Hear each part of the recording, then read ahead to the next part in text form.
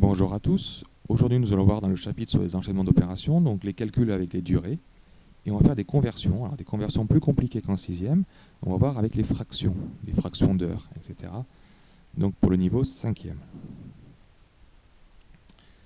Alors on va convertir avec des durées. Donc on a déjà fait dans une précédente vidéo au niveau sixième, convertir des minutes en secondes ou des heures en minutes. Mais là, on va essayer de faire des choses plus compliquées. Donc parce que certaines durées peuvent être écrites sous forme de nombres décimaux ou de fractions.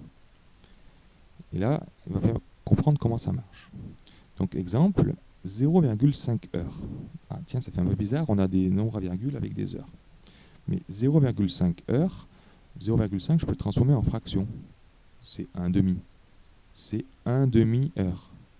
Une demi-heure. Ah bah tiens, on le dit déjà ça. On regarde bien avec la pendule, une demi-heure, ça fait la moitié d'une heure, 30 minutes. On a aussi des heures qui sont vraiment classiques, il faut connaître ici.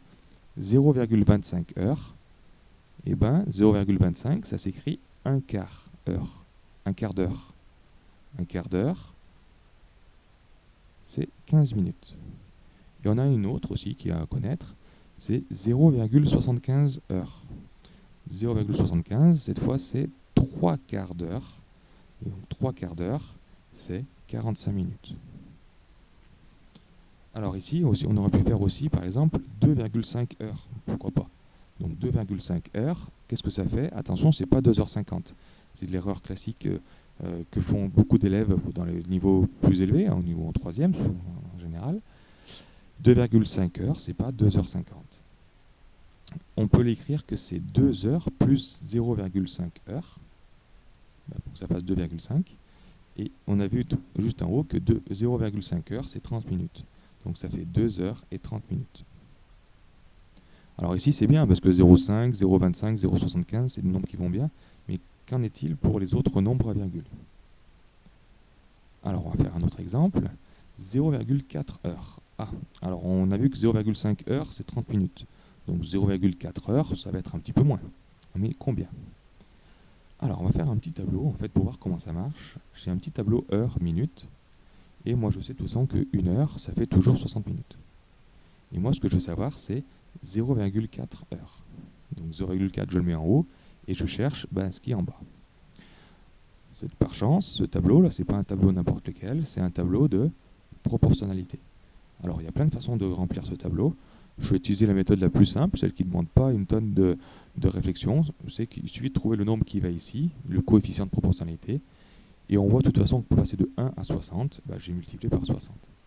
Donc pour trouver le nombre de minutes, la case du bas, j'ai plus qu'à faire 0,4 fois 60, et qui fait 24. Donc on peut donc dire que 0,4 heures, ça fait 24 minutes. Bon, on ne va pas faire ce tableau à chaque fois, hein. Je pense qu'on peut le comprendre assez rapidement. Donc si jamais je demande 0,7 heures, donc il suffit de remplacer en fait dans le tableau 0,4 par 0,7, et le reste ne change pas. Donc il suffit de faire 0,7 fois 60, et qui nous fait 42 minutes. On peut faire aussi 3,6 heures, pourquoi pas? Et bien c'est 3 heures plus 0,6 heures. Et pareil, 0,6 heures, c'est comme les autres calculs, il suffit de multiplier par 60 pour le transformer en minutes. Donc ça fait 3 heures plus 0,6 fois 60 minutes, qui nous fait 3h36 minutes. Alors je fais souvent avec heure, minute, mais on peut faire aussi avec minute, seconde. Ça ne change rien, parce que dans une minute, il y a 60 secondes. Donc le tableau restera le même. Donc si je fais 0,3 minutes, c'est pas 3 secondes, hein, déjà. Donc 0,3 minutes, je vais faire 0,3 fois 60 secondes, qui nous fait 18 secondes.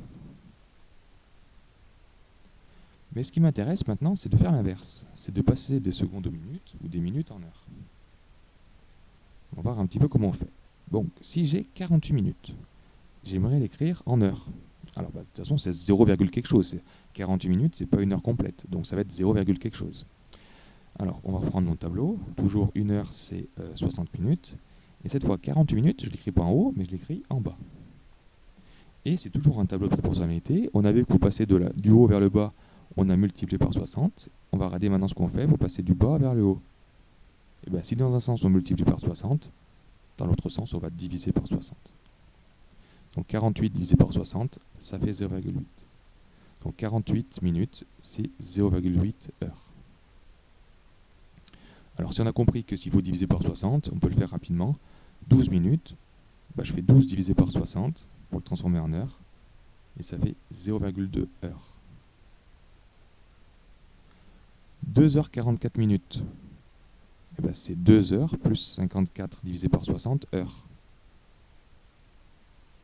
Ça fait 2 heures plus 0,9 heures, qui fait 2,9 heures. Voilà, c'est toujours le principe. On divise par 60 les minutes pour les transformer en heures. On aurait pu faire un exemple pareil pour faire des secondes pour les transformer en minutes. C'était exactement le même principe.